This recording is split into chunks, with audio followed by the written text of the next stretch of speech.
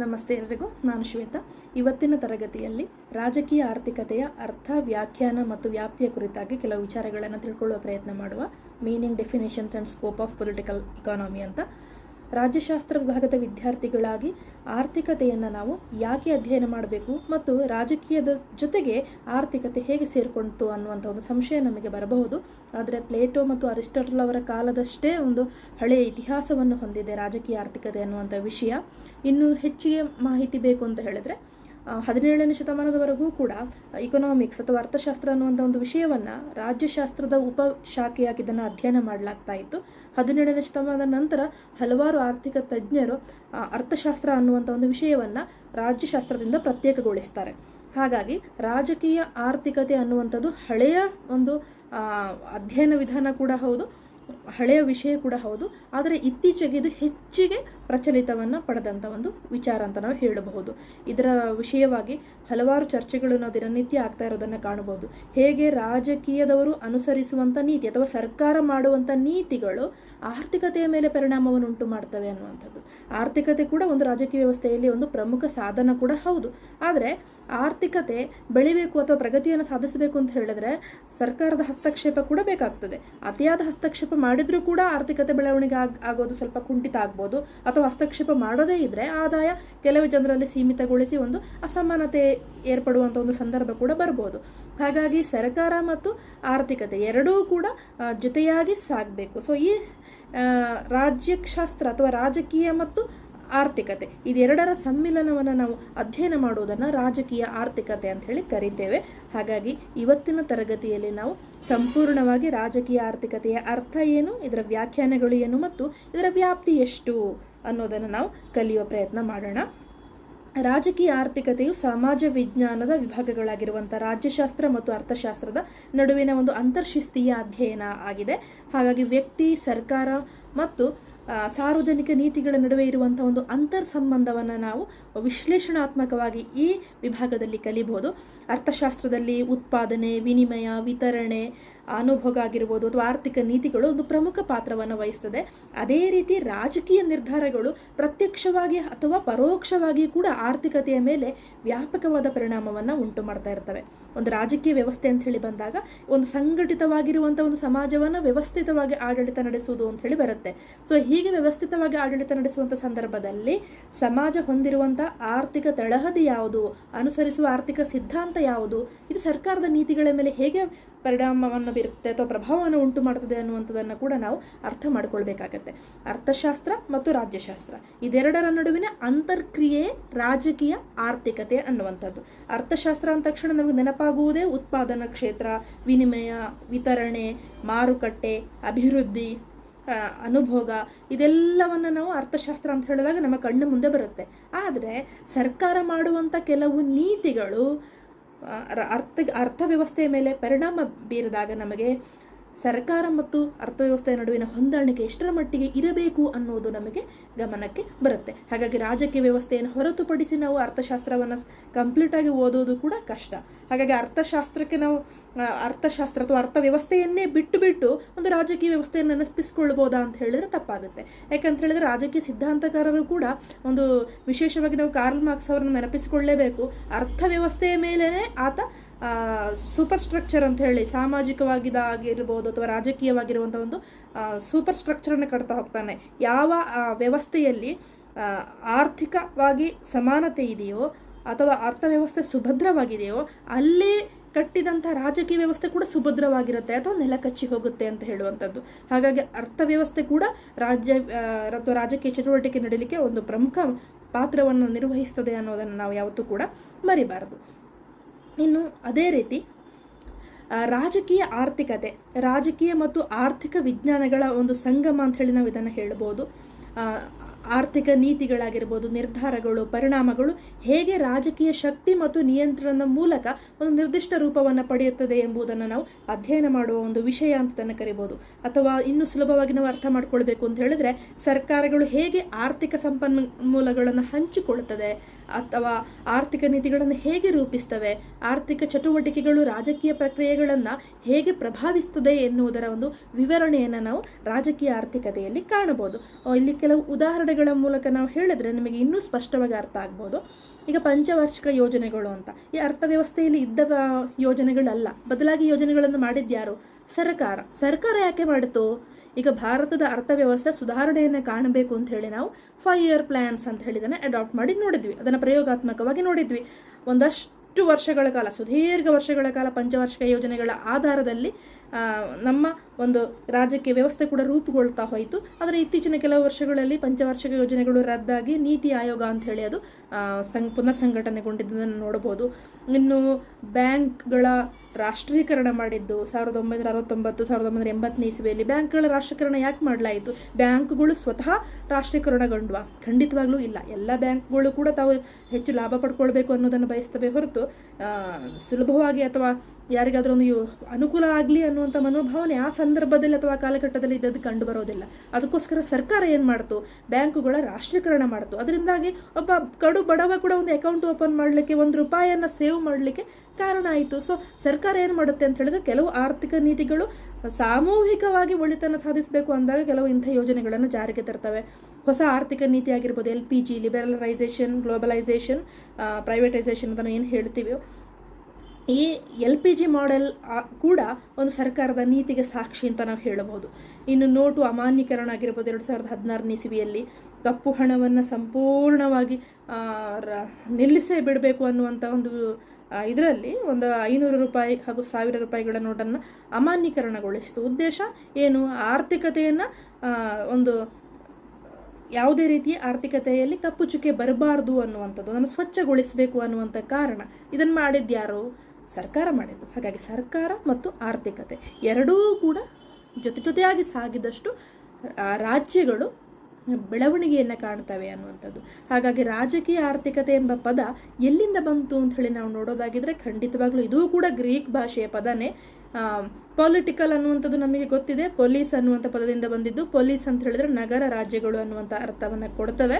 ಹಾಗೆ ಇಕಾನಮಿ ಅನ್ನುವಂಥ ಪದ ಆವಕಸ್ ಮತ್ತು ನೊಮಾಸ್ ಅನ್ನುವಂಥ ಪದದಿಂದ ಬಂದಿದ್ದು. ಅಂದರೆ ಕುಟುಂಬ ನಿರ್ವಹಣೆ, ಆ ಕಲೆ ಅಂತ ಹೇಳಿ, ಕುಟುಂಬವನ್ನು ನಿರ್ವಹಿಸುವ ಕಲೆ ಅನ್ನುವಂಥ ಅರ್ಥವನ್ನು ಕೊಡುತ್ತೆ. ಆದರೆ ಇಲ್ಲಿ ನಗರ ರಾಜ್ಯಗಳು ಮತ್ತು ನಿರ್ವಹಣೆ ಮಾಡುವಂಥ ಕಲೆ ಅಂತ ಹೇಳಿ ಬಂದಾಗ ಒಂದು ಇಕಾನಮಿಯನ್ನು, ಒಂದು ಆರ್ಥಿಕತೆಯನ್ನು ಅಥವಾ ಒಂದು ರಾಜಕೀಯ ವ್ಯವಸ್ಥೆ, ಒಂದು ದೇಶವನ್ನು ನಾವು ಗಮನವಿಟ್ಟು ಹೇಳುವುದಾಗಿದ್ರೆ, ರಾಜ್ಯದ ಸಂಪತ್ತನ್ನು ನಿರ್ವಹಿಸುವ ಹಾಗೂ ನಿರ್ದೇಶಿಸುವ ನೀತಿಗಳನ್ನು ಅಧ್ಯಯನ ಮಾಡುವುದನ್ನು ನಾವು ರಾಜಕೀಯ ಆರ್ಥಿಕತೆ ಅಂತ ಹೇಳಿ ಕರಿತೇವೆ. ಇನ್ನೂ ಹೆಚ್ಚಿನ ಮಾಹಿತಿ ನಿಮಗೆ ರಾಜಕೀಯ ಆರ್ಥಿಕತೆಯ ಬಗ್ಗೆ ಬೇಕು, ಏನು ಇದರ ಅರ್ಥ ಅಂತ ಹೇಳಿ ನಾವು ತುಂಬ ಆಳವಾಗಿ ನೋಡೋದಾಗಿದ್ರೆ ಒಂದಷ್ಟು ಪಾಯಿಂಟ್ಸ್ಗಳನ್ನು ನಾನು ಮಾಡಿದ್ದೇನೆ. ಮೊದಲನೇದಾಗಿ, ರಾಜಕೀಯ ವ್ಯವಸ್ಥೆಯಲ್ಲಿ ಆರ್ಥಿಕ ಸಿದ್ಧಾಂತಗಳಾದ ಸಮಾಜವಾದ, ಬಂಡವಾಳಶಾಹಿವಾದ ಮತ್ತು ಸಮತಾವಾದಗಳ ಕಾರ್ಯನಿರ್ವಹಣೆಯನ್ನು ತಿಳಿದುಕೊಳ್ಳುವುದು. ಇದು ಏನು ಅಂತ ಹೇಳಿ ನಾನು ನೆಕ್ಸ್ಟ್ ಇದನ್ನು ಹೇಳ್ತಾ ಹೋಗ್ತೇನೆ. ಅದರ ಜೊತೆಗೆ ರಾಜಕೀಯ ಅಧಿಕಾರವು ಜಾಗತಿಕ ಆರ್ಥಿಕ ಕ್ರಿಯೆಗಳನ್ನು ಯಾವ ರೀತಿ ಸಂರಚನೆ ಮಾಡ್ತದೆ ಅನ್ನೋದನ್ನು ತಿಳ್ಕೊಳ್ಳುವಂಥದ್ದು. ಇತಿಹಾಸ, ಸಂಸ್ಕೃತಿ ಮತ್ತು ರಾಜಕೀಯ ವ್ಯವಸ್ಥೆಗಳು ಆರ್ಥಿಕ ಸ್ಥಿತಿಗತಿಗಳ ಮೇಲೆ ಉಂಟು ಮಾಡುವಂಥ ಪರಿಣಾಮವನ್ನು ನಾವು ಅರ್ಥ ಮಾಡಿಕೊಳ್ಳುವುದು. ಅದೇ ರೀತಿ ಜಾಗತಿಕ ಯುಗದಲ್ಲಿ ಒಂದು ದೇಶದ ರಾಜಕೀಯ ವ್ಯವಸ್ಥೆಯ ಆರ್ಥಿಕತೆಯ ಮೇಲೆ ಉಂಟು ಮಾಡುವಂಥ ಒಂದು ಪರಿಣಾಮ ಅದು ಇತರ ರಾಷ್ಟ್ರಗಳ ಮೇಲೂ ಕೂಡ ಆ ಉಂಟು ಮಾಡುವಂಥ ಪರಿಮಾಣವನ್ನು ಅಥವಾ ಪ್ರಮಾಣವನ್ನು ನಾವು ಅಧ್ಯಯನ ಮಾಡುವುದು ಅಂತ ಹೇಳಿ. ಸೊ ಒಟ್ಟಿನಲ್ಲಿ ರಾಜಕೀಯ ಆರ್ಥಿಕತೆ ಅಂತ ಹೇಳಿದ್ರೆ, ಒಂದು ರಾಜಕೀಯ ವ್ಯವಸ್ಥೆಯಲ್ಲಿ ಅಥವಾ ಒಂದು ದೇಶದಲ್ಲಿ ಸರ್ಕಾರದ ನೀತಿಗಳು ಆರ್ಥಿಕತೆಯ ಮೇಲೆ ಉಂಟು ಮಾಡುವ ಪರಿಣಾಮವನ್ನು ಸಮಗ್ರವಾಗಿ ಅಧ್ಯಯನ ಮಾಡುವುದನ್ನು ನಾವು ರಾಜಕೀಯ ಆರ್ಥಿಕತೆ ಅಂತ ಹೇಳಿ ಕರಿತೇವೆ. ಒಂದು ರಾಜಕೀಯ ವ್ಯವಸ್ಥೆಯಲ್ಲಿ ಅಥವಾ ಒಂದು ದೇಶದಲ್ಲಿ ಸರ್ಕಾರದ ನೀತಿಗಳು ಆರ್ಥಿಕತೆಯ ಮೇಲೆ ಉಂಟು ಮಾಡುವ ಪ್ರಭಾವವನ್ನು ಅಧ್ಯಯನ ಮಾಡುವುದನ್ನು ನಾವು ರಾಜಕೀಯ ಆರ್ಥಿಕತೆ ಅಂತ ಹೇಳಿ ಕರಿತೇವೆ ಅಂತ ಹೇಳಿ. ಒಟ್ಟಿನಲ್ಲಿ ಆರ್ಥಿಕ ಕ್ರಿಯೆಗಳು ನಿರಂತರವಾಗಿ ನಡೀತಾ ಇರ್ತವೆ. ಅದಕ್ಕೆ ನಿರ್ದಿಷ್ಟವಾದ ಇತಿಹಾಸ ಕೂಡ ಇರುತ್ತೆ. ಅಥವಾ ಕೆಲವು ಸಂಸ್ಕೃತಿಗಳಾಗಿರ್ಬೋದು, ವಿವಿಧ ರಾಜಕೀಯ ವ್ಯವಸ್ಥೆಗಳಾಗಿರ್ಬೋದು, ಹೊಸ ಆರ್ಥಿಕ ನೀತಿಗಳು ಬರಲಿಕ್ಕೆ ಕಾರಣ ಆಗ್ತವೆ. ಈಗ ಜಾಗತಿಕ ರಂಗದಲ್ಲಿ ನಾವು ಹೇಳಬೇಕು ಅಂತ ಹೇಳಿದ್ರೆ, ಒಂದು ದೇಶದ ಅರ್ಥವ್ಯವಸ್ಥೆ ಮೇಲೆ ಏನಾದರೂ ಒಂದು ಪರಿಣಾಮ ಉಂಟಾದರೆ ಅದು ಬೇರೆ ಒಂದು ದೇಶದ ಅರ್ಥವ್ಯವಸ್ಥೆಯ ಮೇಲೆ ಕೂಡ ಪರಿಣಾಮ ಬೀರುತ್ತೆ. ಯಾಕಂತ ಹೇಳಿದ್ರೆ ಎಲ್ಲ ದೇಶಗಳು ಇವತ್ತು ಇಂಟರ್ ಕನೆಕ್ಟೆಡ್ನೆಸ್, ಪಾರಸ್ಪರಿಕ ಕ್ರಿಯೆಯನ್ನು ಹೊಂದಿದೆ. ಇಲ್ಲೇನಾದರೂ ಒಂದು ಕಾಸ್ ಆಗಿದ್ರೆ ಅಲ್ಲಿ ಅದು ಎಲ್ಲೋ ಒಂದು ಕಡೆ ಇಫೆಕ್ಟನ್ನು ಕಾಣಬಹುದು. ಸೊ ಕೋವಿಡ್ ಟೈಮಲ್ಲಿ ಏನಾಯಿತು ಅನ್ನೋದು ನಮಗೆ ಗೊತ್ತೇ ಇದೆ. ಅಥವಾ ಆರ್ಥಿಕ ಕುಸಿತವಾದಂಥ ಸಂದರ್ಭ ಆಗಿರ್ಬೋದು, ಆರ್ಥಿಕ ಬಿಕ್ಕಟ್ಟಾಯಿತು 2008ನೇ ಇಸ್ವಿಯಲ್ಲಿ. ಸೊ ಇದೆಲ್ಲ ನಾವು ನೋಡುವಾಗ ನಾವು ಯಾವುದೋ ಒಂದು ದೇಶದಲ್ಲಿ ನಡೀತಾ ಇರುವಂಥ ಘಟನೆ ಅದು ಬೇರೆ ದೇಶಕ್ಕೆ ಅನ್ವಯವಾಗೋದಿಲ್ಲ ಅನ್ನೋದು ತಪ್ಪಾಗುತ್ತೆ. ಎಲ್ಲೆಲ್ಲಿ ರಾಜಕೀಯ ಘಟನೆಗಳು ನಡೀತಾವೋ, ಎಲ್ಲೆಲ್ಲಿ ಅಂತಾರಾಷ್ಟ್ರೀಯ ಮಟ್ಟದಲ್ಲಿ ರಾಜಕೀಯ ವಿಷಯಗಳು ನಡೀತಾವೋ ಅಲ್ಲೆಲ್ಲವೂ ಕೂಡ ಆರ್ಥಿಕತೆ ಕೂಡ ತನ್ನ ಪಾತ್ರವನ್ನು ನಿರ್ವಹಣೆ ಮಾಡ್ತಾನೆ ಇರುತ್ತೆ. ಆರ್ಥಿಕತೆ ಇಲ್ಲದೆ ನಾವು ರಾಜಕೀಯವನ್ನು ಇತ್ತೀಚಿನ ದಿನಗಳಲ್ಲಿ ವಿಶ್ಲೇಷಣೆ ಮಾಡುವುದು ಕೂಡ ತಪ್ಪಾಗುತ್ತೆ. ಒಂದು ದೇಶ ಅಭಿವೃದ್ಧಿ ಆಗಿದೆಯಾ ಅಂತ ಹೇಳಿ ನಾವು ನೋಡುವಾಗ ಆ ರಾಜಕೀಯ ವ್ಯವಸ್ಥೆ ಯಾವುದಲ್ಲಿದೆ ಅಂತ ಹೇಳಿ ನಾವು ನೋಡುವಷ್ಟೇ ಆ ರಾಷ್ಟ್ರದ ಆರ್ಥಿಕ ಪ್ರಗತಿ ಹೇಗಿದೆ ಅನ್ನೋದನ್ನು ಕೂಡ ನಾವು ನೋಡಿ ಈ ದೇಶ ಅಭಿವೃದ್ಧಿ ಆಗಿದೆಯಾ ಇಲ್ವಾ ಅಂತ ಹೇಳಿ ನಾವು ನೋಡ್ತೇವೆ. ಅಷ್ಟರ ಮಟ್ಟಿಗೆ ಒಂದು ರಾಜಕೀಯ ವ್ಯವಸ್ಥೆಗೆ ಆರ್ಥಿಕತೆ ಅನ್ನುವಂಥದ್ದು ಅಷ್ಟೇ ದೊಡ್ಡ ಒಂದು ಪ್ರಭಾವವನ್ನು ಬೀರಲಿಕ್ಕೆ ಕಾರಣ ಆಗುತ್ತೆ ಅನ್ನೋದನ್ನು ನಾವು ತಿಳ್ಕೊಳ್ಬೇಕಾಗತ್ತೆ.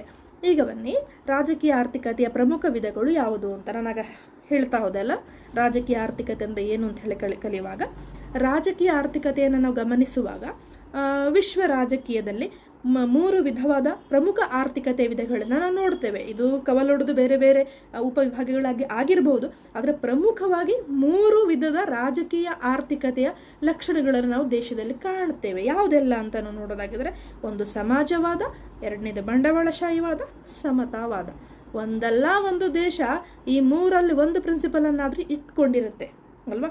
ಈಗ ನಾವು ಪ್ರಜಾಪ್ರಭುತ್ವ ರಾಷ್ಟ್ರ ಭಾರತ ಅಲ್ವಾ, ಸಮತಾವಾದ ಇಲ್ಲ ಅಲ್ವಾ. ಕೆಲವು ರಾಜ್ಯಗಳಲ್ಲಿ ಪ್ರೇರೇಪಣೆ ಹೊಂದಿ ರಾಜ್ಯಗಳಲ್ಲಿ ಕಮ್ಯುನಿಸ್ಟ್ ಪಾರ್ಟಿ ಆಫ್ ಇಂಡಿಯಾ ಆಡಳಿತ ಮಾಡಿರಬಹುದು, ಆದರೆ ಸಂಪೂರ್ಣವಾದ ಸಮತಾವಾದ ಭಾರತದಲ್ಲಿ ಬಂದಿಲ್ಲ. ಯಾಕೆಂದರೆ ಪ್ರಜಾಪ್ರಭುತ್ವವಾದದ ಪ್ರಭಾವ ನಮ್ಮ ದೇಶದಲ್ಲಿ ಬಹಳಷ್ಟಿದೆ. ಹಾಗಾಗಿ ಈ 3ನೇ ಅಂಶವನ್ನು ಬಿಟ್ಬಿಡೋಣ. ಆದರೆ ಬಂಡವಾಳಶಾಹಿವಾದ ಮತ್ತು ಸಮಾಜವಾದ ಎರಡರಲ್ಲಿ ಯಾವುದನ್ನು ಹೆಚ್ಚಿಗೆ ಕಾಣುತ್ತೇವೆ ನಾವು ಪ್ರಜಾಪ್ರಭುತ್ವದಲ್ಲಿ? ಸಮಾಜವಾದವನ್ನು ಕಾಣುತ್ತೇವೆ. ನಮ್ಮ ಪ್ರಿಯಾಂಬಲ್ ಆಫ್ ಇಂಡಿಯನ್ ಕಾನ್ಸ್ಟಿಟ್ಯೂಷನಲ್ಲಿ ಇದೆಯಲ್ವಾ, ಭಾರತ ಒಂದು ಸಮಾಜವಾದಿ ರಾಷ್ಟ್ರ ಅಂತ ಹೇಳಿ. ಸೊ ಹಾಗೆ ಬಂಡವಾಳಶಾಹಿವಾದ ಒಂದಷ್ಟು ಇರಬಹುದು, ಇಲ್ಲವೇ ಇಲ್ಲ ಅಂತ ಹೇಳಲಿಕ್ಕಾಗೋದಿಲ್ಲ. ಆದರೆ ನಮ್ಮ ರಾಜಕೀಯ ವ್ಯವಸ್ಥೆ ಸಮಾಜವಾದವನ್ನು ನೆಚ್ಚಿಕೊಂಡಿದೆ. ಹಾಗಾಗಿ ಈ 3 ವಿಧಗಳನ್ನು ವಿಶ್ವದಾದ್ಯಂತ ಕಾಣುತ್ತೇವೆ. ಮೊದಲನೇದಾಗಿ ಸಮಾಜವಾದ ಅಂದರೆ ಏನು? ಇಲ್ಲಿ ಸರಕು ಮತ್ತು ಸಂಪನ್ಮೂಲಗಳ ಉತ್ಪಾದನೆ ಮತ್ತು ವಿತರಣೆಯ ಮೇಲೆ ಸಂಪೂರ್ಣ ನಿಯಂತ್ರಣ ಯಾರಲ್ಲಿರುತ್ತೆ? ಸಮಾಜದಲ್ಲಿರುತ್ತೆ. ಸಾಮಾನ್ಯವಾಗಿ ಶ್ರೀಮಂತರು ಮತ್ತು ಬಡವರ ನಡುವಿನ ಒಂದು ಆದಾಯದ ಅಂತರವನ್ನು ತಗ್ಗಿಸಲಿಕ್ಕೆ ಇಲ್ಲಿ ಕ್ರಮಗಳನ್ನು ಕೈಗೊಳ್ಳಲಾಗುತ್ತೆ. ಸಮಾಜ ಕಟ್ಟಬೇಕು, ಬಡವರ ಪರವಾಗಿರಬೇಕು, ಶ್ರೀಮಂತರ ಪರ ಯಾವತ್ತೂ ಓಲ್ಬಾರ್ದು, ಅಥವಾ ಅವರಿಬ್ಬರ ನಡುವೆ ಇರುವಂಥ ಅಂತರವನ್ನು ತಗ್ಗಿಸುವ ಪ್ರಯತ್ನ ಮಾಡಬೇಕು. ಹೊಸ ಹೊಸ ಯೋಜನೆಗಳೆಲ್ಲ ಬರ್ತದಲ್ವ, ಇದೆಲ್ಲ ಸಮಾಜವಾದಿ ಚಿಂತನೆಯ ಯೋಜನೆಗಳೇ ಅಂತ ನಾವು ಹೇಳಬಹುದು. ಬಡವರಿಗೆ ಒಂದು ಹಸಿದವರಿಗೆ ಅನ್ನ ಕೊಡುವಂಥದ್ದು, ಈಗ ಗ್ಯಾರಂಟಿ ಯೋಜನೆಗಳು ಬರ್ತಾ ಇದೆ ಅಲ್ವಾ, ವೆಲ್ಫೇರ್ ಸ್ಟೇಟ್ ಅಂತ ಹೇಳಿ, ಇವೆಲ್ಲ ಕೂಡ ಒಂದು ಸಮಾಜವಾದದ ಪ್ರೇರೇಪಣೆಯಿಂದ ಸಮಾಜ ಫಸ್ಟ್ ನಮಗೆ, ನಂತರ ವ್ಯಕ್ತಿ ನೆಕ್ಸ್ಟ್ ಅನ್ನುವಂಥ ಒಂದು ಪರಿಕಲ್ಪನೆಯನ್ನು ಇಟ್ಕೊಂಡಂಥ ಒಂದು ಆರ್ಥಿಕ ವ್ಯವಸ್ಥೆ ಇದು. ಎರಡನೇದು ಬಂಡವಾಳಶಾಹಿವಾದ ಅಂತ ಹೇಳಿದರೆ ನಮಗೆ ಗೊತ್ತಿದೆ, ಲಾಭ ಗಳಿಕೆ ಇಲ್ಲಿ ಬಹುಮುಖ್ಯವಾಗಿರುತ್ತೆ. ಜೊತೆಗೆ ವೈಯಕ್ತಿಕ ಹಿತಾಸಕ್ತಿ ಕೂಡ ತುಂಬ ಮುಖ್ಯ. ಸ್ವತಂತ್ರ ಮಾರುಕಟ್ಟೆ ವ್ಯವಸ್ಥೆ ಇರಬೇಕು, ಸರ್ಕಾರದ ಹಸ್ತಕ್ಷೇಪ ಕನಿಷ್ಠ ಪ್ರಮಾಣದಲ್ಲಿ ಇರಬೇಕು ಅಂತ. ಯಾಕೆಂತ ಹೇಳಿದ್ರೆ ಮಾನವನ ವಿವೇಚನೆಗೆ ಹೆಚ್ಚು ಆದ್ಯತೆಯನ್ನು ಕೊಡ್ತವೆ ಬಂಡವಾಳಶಾಹಿಗಳು. ಅಂದರೆ ಮಾನವನ ವಿವೇಚನೆ ಅಂತ ಹೇಳಿದ್ರೆ ಮನುಷ್ಯ ಒಬ್ಬ ರೇಷನಲ್ ಬೇಯಿಂಗ್ ಅಂತ ನಾವು ರಾಜ್ಯಶಾಸ್ತ್ರದಲ್ಲಿ ಓದಿರ್ತೇವಲ್ಲ, ಅವನಿಗೆ ವಿವೇಚನೆ ಮಾಡುವಂಥ ಶಕ್ತಿ ಇದೆ ಮನುಷ್ಯನಿಗೆ. ಸೊ ವಿವೇಚನೆ ಮಾಡುವಂಥ ಶಕ್ತಿ ಇರುವಾಗ ಯಾಕೆ ಸರ್ಕಾರ ಹಸ್ತಕ್ಷೇಪ ಮಾಡಿ ನೀನು ಇದನ್ನೇ ಮಾಡು, ಇದೇ ಕೆಲಸ ಮಾಡು ಅಂತ ಹೇಳಬೇಕು? ಆತ ಮಾಡ್ತಾನೆ. ಹಾಗೆ ಅವನಿಗೆ ಅವಕಾಶವನ್ನು ಸೃಷ್ಟಿಸಿಕೊಡಿ, ಮಾರ್ಕೆಟನ್ನು ಫ್ರೀ ಮಾಡಿ, ಫ್ರೀ ಮಾರ್ಕೆಟ್ ಇರಲಿ, ಅವನು ಬೆಳೀತಾ ಹೋಗಲಿ, ಅವನ ಹಿತಾಸಕ್ತಿ ಇಂಪಾರ್ಟೆಂಟ್ ಆಗಲಿ, ಲಾಭ ಗಳಿಸಲಿ, ಆತ ಶ್ರೀಮಂತನಾಗಲಿ ಅಂತ. ಸೊ ಅಮೇರಿಕಾ ಎಲ್ಲ ಈ ಬಂಡವಾಳಶಾಹಿವಾದವನ್ನು ನೆಚ್ಚಿಕೊಂಡಂಥ ರಾಷ್ಟ್ರ. ಇನ್ನು ನೆಕ್ಸ್ಟ್ ಬಂದರೆ ಸಮತಾವಾದ. ಇಲ್ಲಿ ಉತ್ಪಾದನೆ ಮತ್ತು ವಿತರಣೆ ಮೇಲಿನ ಸಂಪೂರ್ಣ ನಿಯಂತ್ರಣ ಸರ್ಕಾರದ ಮೇಲಿರುತ್ತೆ. ಮತ್ತು ಎಗೇನ್ ಶ್ರೀಮಂತರು ಮತ್ತು ಬಡವರ ನಡುವಿನ ಅಂತರವನ್ನು ಕಮ್ಮಿ ಮಾಡಬೇಕು ಅಂತ ಇದು ಬಯಸ್ತದೆ. ಸಮಾನತೆಯನ್ನು ಸಾಧಿಸಬೇಕು ಅಂತ, ಕ್ರಾಂತಿಕಾರಕವಾಗಿ ಆಗಲೇಬೇಕು ಅಂತ ಹೇಳಿದ್ರೆ ಆಗಲೇಬೇಕು, ಅದಕ್ಕೆ ಸಮಯವನ್ನು ಅದು ಕಾಯೋದಿಲ್ಲ. ಸಮತಾವಾದ ಅಂತ ಹೇಳಿದ್ರೆ ಶ್ರೀಮಂತರು ಮತ್ತು ಬಡವರ ನಡುವಿನ ಅಂತರ ಕಮ್ಮಿ ಆಗಬೇಕು, ಆದಾಯದ ಅಂತರ ಕಮ್ಮಿ ಆಗಬೇಕು, ವ್ಯಕ್ತಿಗಿಂತ ರಾಜ್ಯಕ್ಕೆ ಹೆಚ್ಚಿನ ಪ್ರಾಮುಖ್ಯತೆ. ಒಂದು ಚಿಕ್ಕ ಡಿಫರೆನ್ಸನ್ನು ನೆನಪಿಟ್ಕೊಳ್ಳಿ. ಮೇಲ್ನೋಟಕ್ಕೆ ಸಡನ್ನಾಗಿ ನಾವು ಓದಿದಾಗ ಸಮಾಜವಾದ ಸಮತಾವಾದ ಒಂದೇ ರೀತಿ ಕಾಣಬಹುದು. ಯಾಕಂದರೆ ಇಲ್ಲಿ ಸರಕು ಮತ್ತು ಸಂಪನ್ಮೂಲಗಳ ಉತ್ಪಾದನೆ ಮೇಲೆ ಹಿಡಿತ ಯಾರ ಮೇಲೆ ಇದೆ ಅನ್ನೋದು ತುಂಬ ಇಂಪಾರ್ಟೆಂಟ್. ಹಾಗಾಗಿ ನಾವು ಕನ್ಫ್ಯೂಸ್ ಮಾಡಬಾರ್ದು. ಸಮಾಜವಾದದಲ್ಲಿ ಸರಕು, ಸಂಪನ್ಮೂಲ ಅಥವಾ ರಾಷ್ಟ್ರದ ಸಂಪತ್ತಿನ ಹಿಡಿತ ಇರುವಂಥದ್ದು ಸಮಾಜದಲ್ಲಿ, ಯಾವುದೋ ಒಬ್ಬ ವ್ಯಕ್ತಿಯಲ್ಲ, ಒಂದು ಸಮುದಾಯದಲ್ಲಿ ಅಲ್ಲ. ಸಮಾಜವಾದದಲ್ಲಿ ಅದು ಸಮಾಜಕ್ಕೆ ಬಿಟ್ಕೊಡೋದು, ಅವರಲ್ಲೇ ನಿಯಂತ್ರಣ ಇರುತ್ತೆ, ರಾಜ್ಯದಲ್ಲಿ ಇಲ್ಲ. ಆದರೆ ಸಮತಾವಾದದಲ್ಲಿ ನಿಯಂತ್ರಣ ಯಾರಲ್ಲಿರುತ್ತೆ? ರಾಜ್ಯದಲ್ಲಿರುತ್ತೆ. ಬದಲಾಗಿ ಸಮಾಜದಲ್ಲಾಗಲಿ ಒಬ್ಬ ವ್ಯಕ್ತಿಯಲ್ಲಾಗಲಿ ಒಂದು ಗುಂಪಿನಲ್ಲಾಗಲಿ ಇರೋದಿಲ್ಲ. ಇದು ವ್ಯತ್ಯಾಸ. ಇನ್ನು ರಾಜಕೀಯ ಆರ್ಥಿಕತೆಯ ಉಗಮ ಹೇಗಾಯಿತು, ಯಾವಾಗಾಯಿತು, ಇದನ್ನು ತುಂಬ ಡಿಟೇಲ್ ಆಗಿ ನಾವು ತಿಳ್ಕೊಳ್ಳುವ. ರಾಜಕೀಯ ಆರ್ಥಿಕತೆಯ ಉಗಮವನ್ನು ನಾವು ಈಗಾಗಲೇ ಹೇಳಿದಾಗೆ ಪ್ಲೇಟೋ ಮತ್ತು ಅರಿಸ್ಟಾಟಲ್ ಅವರ ಕಾಲದಿಂದಲೇ ನಾವು ಕಾಣ್ತೇವೆ. ಜನತಾ ಕಲ್ಯಾಣಕ್ಕಾಗಿ ಉತ್ತಮ ಸರ್ಕಾರ ಇರಬೇಕು, ಸರ್ಕಾರ ಕೂಡ ಒಳ್ಳೊಳ್ಳೆ ಕಾರ್ಯಕ್ರಮಗಳನ್ನು ಮಾಡಬೇಕು ಅಂತ ಹೇಳಿ ಅವರು ಹೇಳಿದ್ದಾರೆ. ಇನ್ನು ರಾಜಕೀಯ ಆರ್ಥಿಕತೆಯ ಒಂದು ವ್ಯವಸ್ಥಿತವಾದ ಅಧ್ಯಯನ 18ನೇ ಶತಮಾನದಲ್ಲಿ ನಾವು ಆರಂಭವಾದನ್ನು ನಾವು ಕಾಣಬಹುದು. ಆರಂಭದಲ್ಲಿ ಅರ್ಥಶಾಸ್ತ್ರ ಕೂಡ ರಾಜ್ಯಶಾಸ್ತ್ರದ ಉಪ ವಿಭಾಗವಾಗಿ ಕಾರ್ಯನಿರ್ವಹಿಸ್ತಾ ಇದ್ದು, ನಂತರ ರಾಜಕೀಯ ಅರ್ಥಶಾಸ್ತ್ರ ಅನ್ನುವಂಥ ಒಂದು ಪ್ರತ್ಯೇಕ ಬೆಳವಣಿಗೆಯನ್ನು ಕಂಡಿದ್ದನ್ನು ನಾವು ನೋಡ್ಬೋದು. ಸೊ ವ್ಯವಸ್ಥಿತ ಅಧ್ಯಯನ ಶುರುವಾಗಿದ್ದು ಯಾವಾಗ ರಾಜಕೀಯ ಆರ್ಥಿಕತೆ ಎಂದು 18ನೇ ಶತಮಾನದಲ್ಲಿ. ಸೊ ಮೊದಲ ಬಾರಿಗೆ ರಾಜಕೀಯ ಆರ್ಥಿಕತೆ ಎಂಬ ಪದವನ್ನು ಯಾರು ಬಳಸಿದ್ರು ಅದು ಮುಖ್ಯ ನಮಗೆ. 1615ನೇ ಇಸವಿಯಲ್ಲಿ ಆಂಟಾಯ್ನ್ ಡೆ ಮಾಂಕ್ರೆಟಿಯನ್ ಅನ್ನುವಂಥ ಒಬ್ಬ ರಾಜಕೀಯ ಅರ್ಥಶಾಸ್ತ್ರಜ್ಞ ತಮ್ಮ ಟ್ರಿಟೀಸ್ ಆನ್ ಪೊಲಿಟಿಕಲ್ ಇಕಾನಮಿ, ಟ್ರೀಟೆಡ್ ಇಕಾನಮಿ ಪೊಲಿಟಿಕಾ ಅನ್ನುವಂಥ ಇದೊಂದು ಫ್ರೆಂಚ್ ಪದ ಅದು. ಹಾಗಾಗಿ ಆ ಕೃತಿಯಲ್ಲಿ ಉತ್ಪಾದನೆ ಮತ್ತು ಸಂಪನ್ಮೂಲಗಳ ವಿತರಣೆ ಸರ್ಕಾರದಿಂದ ಬೃಹತ್ ಮಟ್ಟದಲ್ಲಿ ನಡಿಬೇಕು ಅಂತ ಆತ ಹೇಳಿರ್ತಾನೆ. ಅಂದರೆ ಉತ್ಪಾದನೆ ಮತ್ತು ಸಂಪನ್ಮೂಲಗಳ ವಿತರಣೆ ಅನ್ನೋದು ಇದೆಯಲ್ಲ, ಇದು ಹೌಸ್ ಹೋಲ್ಡ್ ಆಗಿ ಚಿಕ್ಕ ಮಟ್ಟದಲ್ಲಿ ನಡೆಯೋದಲ್ಲ. ಅರಿಸ್ಟಾಟಲ್ ಹಾಗೆ ಹೇಳಿದ್ದು, ಪ್ರತಿಯೊಂದು ಕುಟುಂಬ ಕೂಡ, ಪ್ರತಿಯೊಂದು ಒಬ್ಬ ವ್ಯಕ್ತಿ ಅಥವಾ ಪ್ರತಿಯೊಂದು ಕುಟುಂಬ ಕೂಡ ಸುಖವಾಗಿರಬೇಕು ಅಂತ ಹೇಳಿ ರಾಜ್ಯ ಬಯಸಬೇಕು ಅಂತ ಹೇಳಿದ್ರೆ. ಸೊ ಈತ ಏನು ಹೇಳಿದಾನೆ, ಉತ್ಪಾದನೆ ಮತ್ತು ಸಂಪನ್ಮೂಲಗಳ ವಿತರಣೆ ಅನ್ನುವಂಥದ್ದು ಸರ್ಕಾರದ ಮಟ್ಟದಿಂದ ಬೃಹತ್ ಪ್ರಮಾಣದಲ್ಲಿ ನಡಿಬೇಕು ಅಂತ ಹೇಳಿ. ಹೀಗಾಗಿ ಪೊಲಿಟಿಕಲ್ ಇಕಾನಮಿ ಅನ್ನುವಂಥದ್ದು ರಾಜ್ಯದಷ್ಟೇ ಪ್ರಾಮುಖ್ಯತೆಯನ್ನು ಪಡೆದಂಥ ಒಂದು ಅಧ್ಯಯನ ಅಂತ ಹೇಳಿ ಮೊದಲ ಬಾರಿಗೆ ಆಂಟ್ವಾನ್ ಡೆ ಮಾಂಕ್ರೆಟಿಯನ್ ಅವರು ಹೇಳಿರ್ತಾರೆ. ಇನ್ನು ಆಡಮ್ ಸ್ಮಿತ್ ಯಾರು? ಅರ್ಥಶಾಸ್ತ್ರದ ಪಿತಾಮಹ, ಹಾಗೆ ರಾಜಕೀಯ ಆರ್ಥಿಕತೆಯ ಪಿತಾಮಹ ಅಂತ ಹೇಳಿ ಕೂಡ ನಾವು ಆಡಮ್ ಸ್ಮಿತ್ ಅವರನ್ನು ಕರಿತೇವೆ. ವೆಲ್ತ್ ಆಫ್ ನೇಷನ್, ರಾಷ್ಟ್ರಗಳ ಸಂಪತ್ತು ಎಂಬ ಕೃತಿಯಲ್ಲಿ ಸಂಪತ್ತಿನ ಸೃಷ್ಟಿಗಾಗಿ ರಾಷ್ಟ್ರೀಯ ಸಂಪನ್ಮೂಲಗಳನ್ನು ಸಮರ್ಪಕವಾಗಿ ನಿರ್ವಹಿಸುವ ವಿಜ್ಞಾನ ಅಂತ ಹೇಳಿ ಇವರು ರಾಜಕೀಯ ಆರ್ಥಿಕತೆಯನ್ನು ಕರೆದಿರ್ತಾರೆ. ಅಂದರೆ ಸಂಪತ್ತಿನ ಸೃಷ್ಟಿಗಾಗಿ ರಾಷ್ಟ್ರದ ಸಂಪನ್ಮೂಲಗಳನ್ನು ಸಮರ್ಪಕವಾಗಿ ನಿರ್ವಹಿಸುವ ವಿಜ್ಞಾನ ಅಂತ ಹೇಳಿದರೆ ಅದು ರಾಜಕೀಯ ಆರ್ಥಿಕತೆ ಅಂತ ಇವರು ವ್ಯಾಖ್ಯಾನಿಸ್ತಾರೆ. ಅದೇ ರೀತಿ JS ಮಿಲ್ ಅವರು ತಮ್ಮ ಕೃತಿಯಾದ ಪ್ರಿನ್ಸಿಪಲ್ಸ್ ಆಫ್ ಪೊಲಿಟಿಕಲ್ ಇಕಾನಮಿ, ರಾಜಕೀಯ ಆರ್ಥಿಕತೆ ತತ್ವಗಳು ಅನ್ನುವಂಥ ಒಂದು ಕೃತಿಯಲ್ಲಿ ಅರ್ಥಶಾಸ್ತ್ರವನ್ನು ತತ್ವಶಾಸ್ತ್ರದೊಂದಿಗೆ ಅಥವಾ ತತ್ವಜ್ಞಾನದೊಂದಿಗೆ ಇವರು ಸಮ್ಮಿಶ್ರಗೊಳಿಸ್ತಾರೆ. ಜನರ ಉತ್ತಮತೆಗಾಗಿ ಸರ್ಕಾರ ಕೈಗೊಳ್ಳುವಂಥ ಯಾವುದೇ ಕ್ರಮ ಆಗಿರಲಿ ಅದು ರೈಟ್, ಅದು ಸರಿ ಅಂತ ಹೇಳ್ತಾರೆ. ಅದೇ ರೀತಿ ಸರ್ಕಾರದ ನೀತಿಗಳು ಏನಾದರೂ ಜನರ ಮೇಲೆ ಕೆಟ್ಟ ಪರಿಣಾಮ ಬೀರಿದರೆ ಆ ನೀತಿಗಳು ಅತ್ಯಂತ ಕೆಟ್ಟವು ಅಂತ ಹೇಳಿ ಉಪಯುಕ್ತವಾದವನ್ನು ಇವರು JS ಮಿಲ್ ಬೆಂಬಲಿಸ್ತಾರೆ. ಸೊ ಇದು ಕೂಡ ಪೊಲಿಟಿಕಲ್ ಇಕಾನಮಿ ಅನ್ನುವಂಥ ಒಂದು ವಿಷಯದ ಬೆಳವಣಿಗೆಗೆ ಕಾರಣ ಆಗುತ್ತೆ. ಇನ್ನು ನೆಕ್ಸ್ಟ್ ನಾವು ನೋಡಬೇಕಾಗಿದ್ದು ಪ್ರಮುಖ ವ್ಯಾಖ್ಯಾನಗಳನ್ನು. ಸೊ 3 ಅತ್ಯಂತ ಸರಳವಾಗಿ ನೆನಪಿಟ್ಟುಕೊಳ್ಳುವಂಥ ವ್ಯಾಖ್ಯಾನಗಳನ್ನು ಇಲ್ಲಿ ಬರೆದಿದ್ದೇನೆ. ಮೊದಲನೇದಾಗಿ ಆಡಮ್ ಸ್ಮಿತ್ ಅವ್ರದ್ದು. ಅವರೇನು ಹೇಳಿದ್ದಾರೆ ಆಡಮ್ ಸ್ಮಿತ್ ಅವರು ರಾಜಕೀಯ ಆರ್ಥಿಕತೆ ಅಂತ ಹೇಳಿದರೆ, ಸಂಪತ್ತಿನ ಸೃಷ್ಟಿಗಾಗಿ ರಾಷ್ಟ್ರದ ಸಂಪನ್ಮೂಲಗಳನ್ನು ಸಮರ್ಪಕವಾಗಿ ನಿರ್ವಹಿಸುವ ವಿಜ್ಞಾನ ಅಂತ ಹೇಳಿದ್ರೆ ಅದು ರಾಜಕೀಯ ಆರ್ಥಿಕತೆ. ಪೊಲಿಟಿಕಲ್ ಇಕಾನಮಿ ಅನ್ನುವಂಥದ್ದೊಂದು ಸೈನ್ಸ್. ಯಾವ ಸೈನ್ಸ್ ಅದು? ಸಂಪತ್ತಿನ ಸೃಷ್ಟಿಗಾಗಿ ರಾಷ್ಟ್ರದ ಸಂಪನ್ಮೂಲಗಳನ್ನು ಸಮರ್ಪಕವಾಗಿ ನಿರ್ವಹಿಸುವಂಥ ಒಂದು ವಿಜ್ಞಾನ ಅಂತ ಹೇಳಿ. ಇನ್ನೊಬ್ಬ ರಾಜಕೀಯ ಅರ್ಥಶಾಸ್ತ್ರಜ್ಞರಾಗಿರುವಂಥ ಲಯನಲ್ ರಾಬಿನ್ಸ್ ಅವರು ಹೇಳ್ತಾರೆ, ರಾಜಕೀಯ ಆರ್ಥಿಕತೆ ಅನ್ನುವಂಥದ್ದು ಆರ್ಥಿಕ ಕ್ರಿಯೆಗಳಿಂದ ಉಂಟಾದ ರಾಜಕೀಯ ಪರಿಣಾಮಗಳು, ಅದೇ ರೀತಿ ರಾಜಕೀಯ ಕ್ರಿಯೆಗಳಿಂದ ಉಂಟಾದ ಆರ್ಥಿಕ ಪರಿಣಾಮಗಳನ್ನು ವಿಶ್ಲೇಷಿಸುವ ಒಂದು ಅಧ್ಯಯನ ಅಂತ ಹೇಳಿ. ರಾಜಕೀಯ ಕ್ರಿಯೆಗಳಿಂದ ಆರ್ಥಿಕತೆಯ ಮೇಲೆ ಉಂಟಾದ ಪರಿಣಾಮ, ಅದೇ ರೀತಿ ಆರ್ಥಿಕ ಕ್ರಿಯೆಗಳಿಂದ ರಾಜಕೀಯದ ಮೇಲೆ ಉಂಟಾದ ಪರಿಣಾಮವನ್ನು ವ್ಯವಸ್ಥಿತವಾಗಿ ಅಧ್ಯಯನ ಮಾಡೋದು, ವಿಶ್ಲೇಷಿಸುವುದನ್ನು ನಾವು ರಾಜಕೀಯ ಆರ್ಥಿಕತೆ ಅಂತ ಹೇಳಿ ಕರೀತೇವೆ ಅಂತ. ಇನ್ನು JS ಮಿಲ್ ಅವರೇನು ಹೇಳಿದ್ದಾರೆ ಅಂತ ಹೇಳಿದ್ರೆ, ಒಂದು ಆರ್ಥಿಕತೆಯಲ್ಲಿ ಸಂಪತ್ತಿನ ಉತ್ಪಾದನೆ, ವಿನಿಮಯ ಹಾಗೂ ವಿತರಣೆಗಳು ಮುಖ್ಯ. ಒಂದು ಆರ್ಥಿಕತೆಯಲ್ಲಿ ಸಂಪತ್ತಿನ ಉತ್ಪಾದನೆ, ವಿನಿಮಯ ಮತ್ತು ವಿತರಣೆಗಳು ಮುಖ್ಯವಾಗಿದ್ದು, ಸರ್ಕಾರದ ನೀತಿಗಳು ಆರ್ಥಿಕತೆಯನ್ನು ಪೋಷಿಸುವ ಮತ್ತು ನಿರ್ವಹಿಸುವ ಅಧ್ಯಯನವೇ ರಾಜಕೀಯ ಆರ್ಥಿಕತೆ ಅಂತ ಹೇಳಿದ್ದಾರೆ. ಸೊ ಇದು 3 ವ್ಯಾಖ್ಯಾನಗಳನ್ನು ಕೂಡ ನಾವು ಸರಿಯಾಗಿ ನೆನಪಿಟ್ಕೊಳ್ಬೇಕು. ಇನ್ನು ರಾಜಕೀಯ ಆರ್ಥಿಕತೆಯ ವ್ಯಾಪ್ತಿ ಏನು ಅಂತ ಹೇಳಿ. ರಾಜಕೀಯ ಆರ್ಥಿಕತೆಯಲ್ಲಿ ನಾವು ಏನೆಲ್ಲ ಕಲಿತೇವೆ ಅದು ವ್ಯಾಪ್ತಿ, ಆಯಿತಾ? ಒಂದು ಬೌಂಡ್ರಿ, ಈ ಬೌಂಡ್ರಿ ಒಳಗೆ ಇಷ್ಟನ್ನೇ ಓದ್ತೇವೆ, ಇಷ್ಟೇ ನಮ್ಮ ಒಂದು ಜಾಗ ಅಂತ ಇರುತ್ತಲ್ಲ, ಹಾಗೆ ರಾಜಕೀಯ ಆರ್ಥಿಕತೆಯ ವ್ಯಾಪ್ತಿ ಎಷ್ಟು ಅಂತ ನಾವು ಅಧ್ಯಯನ ಮಾಡಬೇಕು. ಇಲ್ಲಿ ಕೂಡ ಹಾಗೆ 10 ಅಂಶಗಳನ್ನು ಬರೆದಿದ್ದೇನೆ. ಸೊ ಆ 10 ಅಂಶಗಳನ್ನು ಸರಿಯಾಗಿ ನೆನಪಲ್ಲಿ ಇಟ್ಕೊಳ್ಳಿ.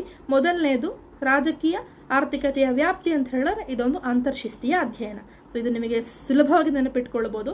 ಹೆಸರಲ್ಲೇ ರಾಜಕೀಯ ಮತ್ತು ಆರ್ಥಿಕತೆ ಅಂತ ಇರೋದ್ರಿಂದ ರಾಜಕೀಯ ಆರ್ಥಿಕತೆಯ ವ್ಯಾಪ್ತಿಯು ಅರ್ಥಶಾಸ್ತ್ರ ಮತ್ತು ರಾಜ್ಯಶಾಸ್ತ್ರದ ನಡುವಿನ ಅಂತರ್ಶಿಸ್ತೀಯ ಅಧ್ಯಯನವಾಗಿದ್ದು, ಸರ್ಕಾರದ ನೀತಿಗಳು ಆರ್ಥಿಕತೆಯ ಮೇಲೆ ಉಂಟು ಮಾಡುವಂಥ ಪರಿಣಾಮದ ಕುರಿತಾಗಿ ಅಧ್ಯಯನ ಮಾಡುವಂಥದ್ದು.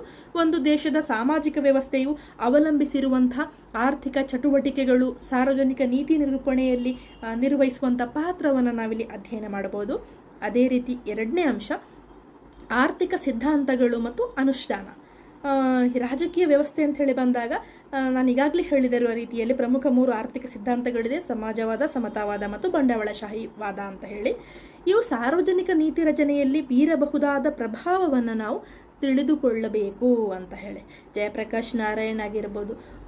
ಸೊ ಇವರು ಟೋಟಲ್ ರೆವಲ್ಯೂಷನ್ ಮಾಡ್ತಾರೆ ಒಂದು ಸಮಾಜವಾದದ ಹಿನ್ನೆಲೆಯಲ್ಲಿ. ಸೊ ಅವರ ರೆವಲ್ಯೂಷನ್ ನೋಡಿದ ಮೇಲೆ ರಾಜಕೀಯ ಕ್ಷೇತ್ರದಲ್ಲಿ ಕೂಡ ಒಂದು ಅಗಾಧವಾದ ಬದಲಾವಣೆ ನಾವು ದೇಶದಲ್ಲಿ ಆಗಿದ್ದನ್ನು ನಾವು ಕಾಣಬಹುದು. ಸೊ ಸಮಾಜವಾದದ ಪ್ರಭಾವ ಅದು ಅಂತ ಹೇಳಿ. ಸಮತಾವಾದ ಪ್ರಜಾಪ್ರಭುತ್ವವನ್ನು ಬಿಟ್ಟು ಸಮತಾವಾದವನ್ನು ಚೀನಾ ಪರೀಕ್ಷೆ ಮಾಡಿತು. ಸಮತಾವಾದನೇ ಅಲ್ಲಿ ಒಳ್ಳೆಯ ಕಾನ್ಸೆಪ್ಟ್. ಅದು ಚೀನಾವೇ ಬೆಳವಣಿಗೆಯನ್ನು ಕಂಡಿದೆ.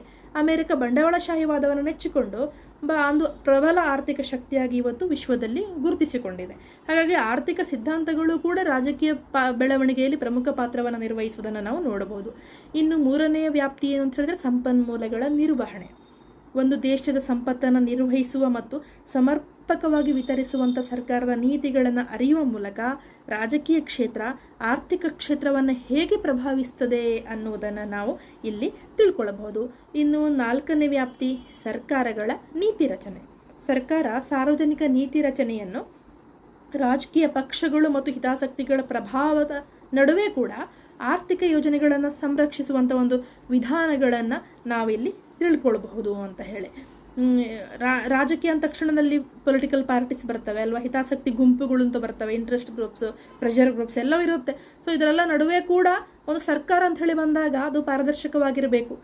ಪಕ್ಷ ಏನೇ ಹೇಳಿದ್ರು ಕೂಡ ಇದು ಇರೋದೇನು ಪ್ರಜಾಪ್ರಭುತ್ವ ಸಿದ್ಧಾಂತವನ್ನು ಅಳವಡಿಸಿಕೊಂಡಿರುವಂಥ ರಾಷ್ಟ್ರಗಳಲ್ಲಿ ಎಲ್ಲರ ಒಂದು ಸಾಮೂಹಿಕ ಅಭಿವೃದ್ಧಿಗಾಗಿ ಶ್ರಮಿಸಬೇಕು ಅಂತ ಹೇಳಿ. ಹಾಗಾಗಿ ಸರ್ಕಾರದ ನೀತಿಗಳು ಯಾವ ರೀತಿ ಪರಿಣಾಮವನ್ನು ಬೀರ್ತವೆ ಅನ್ನೋದನ್ನು ನಾವು ಇಲ್ಲಿ ಅಧ್ಯಯನ ಮಾಡ್ಬೋದು. ಇನ್ನು 5ನೇ ವ್ಯಾಪ್ತಿ ಅಂತ ಹೇಳಿದರೆ ಸಾಂಸ್ಥಿಕ ಪರಿಣಾಮ, ಸಾಂಸ್ಥಿಕ ಇನ್ಸ್ಟಿಟ್ಯೂಷನಲ್ ಇಂಪ್ಯಾಕ್ಟ್ ಅಂತ ಹೇಳಿ. ಇಲ್ಲಿ ಸರ್ಕಾರದ ಕಾನೂನು ಮತ್ತು ನಿಯಂತ್ರಣ ವ್ಯವಸ್ಥೆ ಹಾಗೂ ಆಡಳಿತ ಸಂರಚನೆ ಆರ್ಥಿಕ ಪ್ರಗತಿ ಹಾಗೂ ಅಭಿವೃದ್ಧಿಯಲ್ಲಿ ಉಂಟು ಮಾಡಬಹುದಾದ ಪರಿಣಾಮವನ್ನು ನಾವಿಲ್ಲಿ ಅಧ್ಯಯನ ಮಾಡುವಂಥದ್ದು ಅಂತ ಹೇಳಿ. ಈಗ ಗೌರ್ಮೆಂಟ್ ಏನಾದರೂ ಒಂದು ರೂಲ್ಸ್ ಅಂತ ರೆಗ್ಯುಲೇಷನನ್ನು ಜಾರಿಗೆ ತಂದರೆ ಅದು ಇಕಾನಮಿಯಲ್ಲಿ ಪರಿಣಾಮ ಬಿದ್ದೇ ಬೀರುತ್ತೆ ಅಲ್ವಾ. ಈಗ ನೋಟ್ ಬ್ಯಾನ್ ಮಾಡಿದ ಮೇಲೆ ಅದು ಬ್ಯಾಂಕಿಂಗ್ ಸೆಕ್ಟರ್ ಆಗಿರ್ಬೋದು, ಅಗ್ರಿಕಲ್ಚರ್ ಆಗಿರ್ಬೋದು, ಇಂಡಸ್ಟ್ರಿ ಆಗಿರ್ಬೋದು, ಇದಿಲ್ಲ ಅಂತ ಹೇಳಲಿಕ್ಕಾಗೋದಿಲ್ಲ. ಎಲ್ಲ ಸೆಕ್ಟರ್ಗಳ ಮೇಲೂ ಕೂಡ ಅದು ಪರಿಣಾಮವನ್ನು ಬೀರಿದೆ. ಸೊ LPG ಬಂದ ಮೇಲೂ ಹಾಗೂ ಕೃಷಿ ಕ್ಷೇತ್ರದ ಮೇಲೆ ಎಷ್ಟು ಪರಿಣಾಮ ಬೀರುತ್ತು ಅಂತ ಹೇಳೋದು ನಮಗೆ ಗೊತ್ತೇ ಇದೆ. ಶಿಕ್ಷಣ ಎಲ್ಲ ಖಾಸಗೀಕರಣ ಆದಮೇಲೆ ಸರ್ಕಾರಿ ಶಾಲಾ ಕಾಲೇಜುಗಳನ್ನು ಇವಾಗ ಹೋಗಿ ನೋಡುವಂಥವರದೇ ಕಡಿಮೆ ಆಗಿಬಿಟ್ಟಿದೆ. ಸೊ ಎಲ್ಲ ಒಂದೊಂದು ಕಾಲಘಟ್ಟದಲ್ಲಿ ಇರುತ್ತೆ, ಈ ಥರದ್ದೆಲ್ಲ ಬದಲಾವಣೆಗಳಾಗಿರ್ತವೆ. ಸರ್ಕಾರ ಯಾವ ರೀತಿ ಅದನ್ನು ತೆಗೆದುಕೊಂಡು ಹೋಗ್ತದೆ ಅನ್ನೋದು ನೋಡಬೇಕು. ಈಗ ಕೋವಿಡ್ ಸಮಯದಲ್ಲಿ ಕಂಪ್ಲೀಟಾಗಿ ಆರೋಗ್ಯ ರಕ್ಷಣೆನೇ ಇಂಪಾರ್ಟೆಂಟ್ ಅಂತ ಹೇಳಿ ಮೆಡಿಕಲ್ ಎಮರ್ಜೆನ್ಸಿ ಅಂತ ಹೇಳಿ ಲಾಕ್ಡೌನ್ ಮಾಡಿತು. ಇದು ಕೂಡ ಆರ್ಥಿಕತೆಯ ಮೇಲೆ ಪರಿಣಾಮ ಬೀರಿತು. ಎಷ್ಟೋ ಜನ ಉದ್ಯೋಗಗಳನ್ನು ಕಳ್ಕೊಂಡ್ರು ಅಲ್ವಾ. ಸೊ ಇದು ಸಾಂಸ್ಥಿಕವಾಗಿ ಮಾಡುವಂಥ ಕೆಲವು ಪಾಲಿಸಿಗಳು ಆರ್ಥಿಕತೆಯ ಮೇಲೆ ಹೊಡೆತವನ್ನು ಕೊಡುತ್ತವೆ.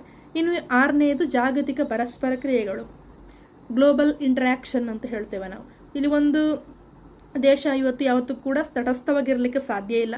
ಬೇರೆ ದೇಶಗಳ ಜೊತೆ ಅದು ಹೊಂದಾಣಿಕೆಯನ್ನು ಮಾಡಿಕೊಳ್ಳಲೇಬೇಕಾಗ್ತದೆ.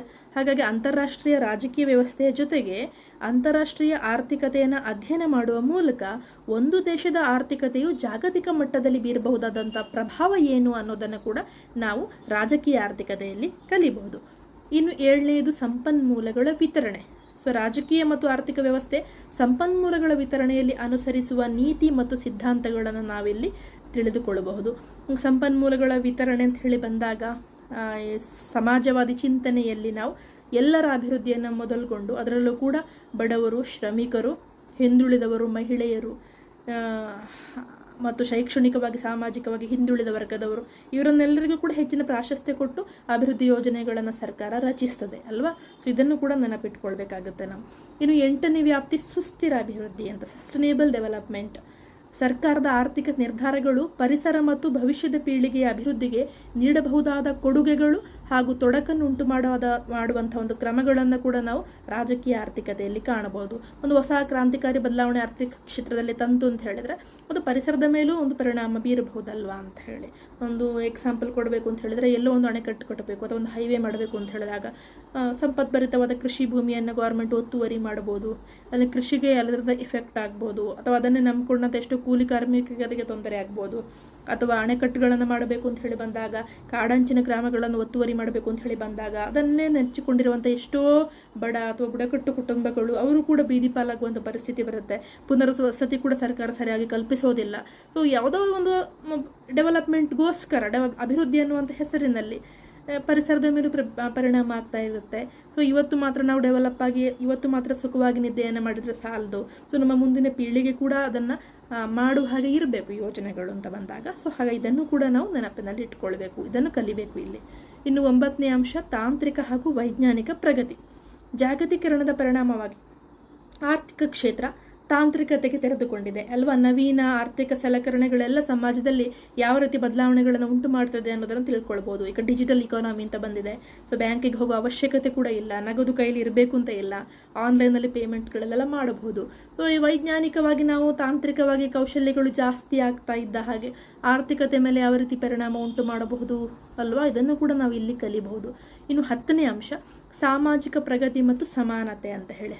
ಆರ್ಥಿಕತೆ ಮತ್ತು ರಾಜಕೀಯದ ನಡುವಿನ ಸಮ್ಮಿಲನವು ಸಾಮಾಜಿಕ ಪ್ರಗತಿಯಲ್ಲಿ ನಿರ್ವಹಿಸುವ ಒಂದು ಪಾತ್ರವನ್ನು ಅಧ್ಯಯನ ಮಾಡುವ ಮೂಲಕ ಆರ್ಥಿಕ ಸುಧಾರಣೆಗಳು ಸಮಾನತೆ ಸೃಷ್ಟಿಸುತ್ತಿದೆಯಾ ಎಂಬುದನ್ನು ನಾವು ತಿಳಿಯಬಹುದು. ಸಾಮಾಜಿಕ ಪ್ರಗತಿ ಮತ್ತು ಸಮಾನತೆ ಕೂಡ ತುಂಬ ಮುಖ್ಯ. ನಮಗೆ ಸ್ವಾತಂತ್ರ್ಯ ಎಷ್ಟು ಮುಖ್ಯನೋ ಸಮಾನತೆ ಕೂಡ ಅಷ್ಟೇ ಮುಖ್ಯ ಅಲ್ವಾ. ಸೊ ಸಾಮಾಜಿಕವಾಗಿ ಇಡೀ ನಾವು ಭಾರತ ಅಥವಾ ಇಡೀ ವಿಶ್ವ ಮಾನವ ತತ್ವದಡಿಯಲ್ಲಿ ನಂಬಿಕೆ ಇಟ್ಕೊಂಡು ನಾವು ಬೆಳಿಬೇಕು ಅಂತ ಹೇಳಿದ್ರೆ ಆರ್ಥಿಕತೆ ಮತ್ತು ರಾಜಕೀಯದ ನಡುವಿನ ಸಮ್ಮಿಲನ ತುಂಬ ಚೆನ್ನಾಗಿ ಇರಬೇಕು. ಸೊ ಒಟ್ಟಿನಲ್ಲಿ ರಾಜಕೀಯ ಆರ್ಥಿಕತೆಯ ಅಧ್ಯಯನದ ಆರ್ಥಿಕ ಕ್ಷೇತ್ರದಲ್ಲಿ ಒಂದು ರಾಜಕೀಯ ನಿರ್ಧಾರಗಳು ನಿರ್ವಹಿಸುವಂಥ ಪಾತ್ರ ಮತ್ತು ಪರಿಣಾಮವನ್ನು ಅಧ್ಯಯನ ಮಾಡುವುದಾಗಿದ್ದು, ಆರ್ಥಿಕತೆ ಮತ್ತು ರಾಜಕೀಯದ ನಡುವಿನ ಹೊಂದಾಣಿಕೆಯನ್ನು ಗಮನದಲ್ಲಿ ಇಟ್ಟುಕೊಂಡು ಅಭಿವೃದ್ಧಿಯಲ್ಲಿ ಪ್ರಮುಖ ಪಾತ್ರವನ್ನು ನಿರ್ವಹಿಸಲಿಕ್ಕೆ ಸಾಧ್ಯ ಇದೆ. ಸೊ ಹಾಗಾಗಿ ರಾಜಕೀಯ ಆರ್ಥಿಕತೆ ಅನ್ನುವಂಥ ಒಂದು ವಿಷಯದ ಅರ್ಥ ಏನು, ಇದರ ವ್ಯಾಪ್ತಿ ಏನು, ಪ್ರಮುಖ ಲಕ್ಷಣಗಳೇನು, ಇದರದ್ದು ಅಂದರೆ ಯಾವಾಗ ಇದು ಹುಟ್ಕೊಳ್ತು, ಇತಿಹಾಸ ಏನು ಎಂಬುದನ್ನು ಇವತ್ತಿನ ತರಗತಿಯಲ್ಲಿ ನಾವು ಒಂದು ತುಂಬ ಸಂಕ್ಷಿಪ್ತವಾಗಿ ವಿತ್ ನೋಟ್ಸ್ ನಾವು ತಿಳ್ಕೊಳ್ಳುವಂಥ ಒಂದು ಪ್ರಯತ್ನವನ್ನು ಮಾಡಿದ್ದೇವೆ. ರಾಜಕೀಯ ಆರ್ಥಿಕತೆಗೆ ಸಂಬಂಧಿಸಿದಂಥ ಇನ್ನಷ್ಟು ತರಗತಿಗಳನ್ನು ನಾನು ಮುಂದೆ ಮಾಡ್ತಾ ಹೋಗ್ತೇನೆ. ಸೊ ಹಾಗಾಗಿ ನೆಕ್ಸ್ಟ್ ಕ್ಲಾಸಲ್ಲಿ ನಿಮ್ಮನ್ನು ಭೇಟಿ ಆಗ್ತೇನೆ. ನಮಸ್ತೆ.